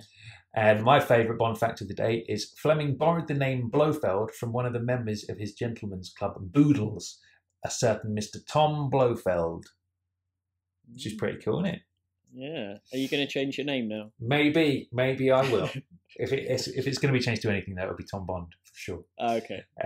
Okay, so that's our Bond facts for today. Let's see if we can answer our trivia questions from the beginning of the episode. So my question of the day is: what are the type and model number of the atomic bombs stolen in Thunderball? Okay, so this is hard. I've got the numbers. Because I've got the numbers, and they are number 456 and 457. Very good. Right. So, are there letters before them? Yes. Let me think. I'll give you 3 letters. 3 letters. Okay. Jeez. I haven't got it. Wait, let me think. I know I have it. It's just I don't think I'll get it in time. Yeah. If you remember, say me the first one. Oh no, sorry. Go on. What were you going to say? It's basically it's said when there's I think it's one of the defense ministers or something is reporting on what's happened, and he says 2 atomic warheads have been stolen, MOS type, numbers 456 and 457. Yeah, MOS type. I had it in there somewhere, but not quite. Oh well, that's good. Okay, so with my let's have a look. My trivia question. So during the 1956 Moby Dick film, Kevin McClory, who was working on the film, helped to save the film. Do you know how? It was something about there was the model of the whale, and he had to jump in the sea and stop it from sinking or something. Was that it? Yeah, from floating away. I think it was basically the whale. They obviously had to tie it up with rope or chain or whatever it was, and it broke. The director, John Huston, basically got a bottle of whiskey, went into the mouth of the whale and said, "You have to save me to save this picture." So the whale floated away with the director and a bottle of whiskey in it. And then McClory, and I think it was an assistant director, dived into the sea. And this apparently was like a really stormy sea. It wasn't like a calm, it wasn't in the Caribbean or whatever. So they had to dive in all these waves to try and stop the whale floating away to save the picture, and they managed to do it. That's just pretty crazy. One thing you've got to say about McClory, he was a determined bastard, wasn't he? He was. He had some balls. Yeah, he certainly did. Interesting. Yeah. Okay, so I guess that brings us on to our Guess the Quote round of the day. Yes, so I Bond, believe... Bond. James Bond. I love it. Is that the one? I love it's it when good. you do that. It gets better each time. Yeah, it does. It does. So you posed the quote last time. Yes, that's right. So let's So have I'll a go for repeat performance. I can add a line to this as well, which I'll do now. Okay. So here we go. Is he one of ours? Then he shouldn't be looking at me. There is kind of like a word that goes in between those lines, which someone else says, which is no. So I'll do it again. So you can play the other person, okay? So you can say no when I play it, okay? So it's going to be, okay, is he one of ours? No. Then you shouldn't be looking at me. Damn it, dude. I had no idea until you added that second bit. And now you've said that. I still have no idea, but I have something in my mind that's shouting at me because I know it. Do you want to do one more time? Or... that's... If I told you the film, you'd get it straight away. Oh, I so know this one. This is really pissing me off now. Shit. Go on, give me another clue. All right, I'll give you the film. All right. Quantum of Solace. It's Dominic Green, isn't it? Yeah. When they're in the car, you know when Bond knocks the guy off the roof and he falls onto the car and he's like, is he one of ours? Yeah. No, he shouldn't be looking at me. And then he chucks him off. Yeah. Tricky one. Of course. Yeah, that was a good one, dude. That was a good one. Yeah. Okay, so my quote of the day. Right. Again, in my tradition that I like to do sometimes where it's not particularly a named character, it's just somebody who features in a film. Right. I like it. So here we go. Are you ready? Yeah, definitely. Dun, dun, dun, dun, dun. This is a person. Yep. Yeah, okay. Would you like me to do it again? Oh! It's rung a bell, I think, isn't it? It's definitely something's happened. Do it again. Yeah. Dun, dun, dun, dun, dun. Right, there's definitely something in there. Yeah. There's definitely something in there. Right. I know the film. I think I know the film, but I'll have to. You've got 2 weeks to trawl through all 23 movies. I have, which I'll obviously do. So yeah, there we go. Yeah.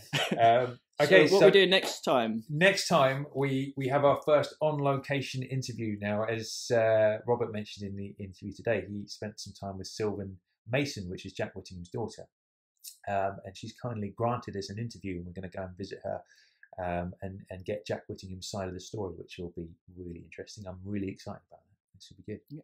First, like on location interview, that would be absolutely amazing. On location reporters, man. We should get a Trilby hat and a proper special badge. Yeah, one of those big cameras like from Dr. No, where she tries to take a picture at the airport. Yeah, but so that'll be the next episode, and that's going to kind of be the end of our kind of Thunderball coverage before we move on to other things. But it's such an interesting story. We thought we'd go all out and get another interview from Jack Whittingham's side of the tale. So that'll be coming out in 2 weeks from today. And before we go, just make sure you come and add us on Facebook. And on Twitter, it's facebook.com/James Bond Radio, at James Bond Radio on Twitter. Make sure you come and do the ultimate James Bond quiz. If you find yourself wanting some Tom and Chris time between episodes, you can come and do our bonus episode quiz. That's on jamesbondradio.com, and you can just sign up and do the quiz there. Again, make sure you leave us a voicemail on the site to win your copy of The Battle for Bond. You can say anything. You can just say how amazing we are. You can say how awful we are. You can say whatever we like, but we'll just choose a message at random that we like, and that'll be that. And last but not least, if you could go to iTunes and leave us a glowing review, that really helps us rank higher and all that kind of stuff in iTunes. So that would be really, really nice. So it's homework for everyone. Absolutely, homework for everyone involved. So until next time, I've been Tom Sears. I've been Chris Wright. And we'll see you next time when James Bond Radio will return with the Jack Whittingham story. On location.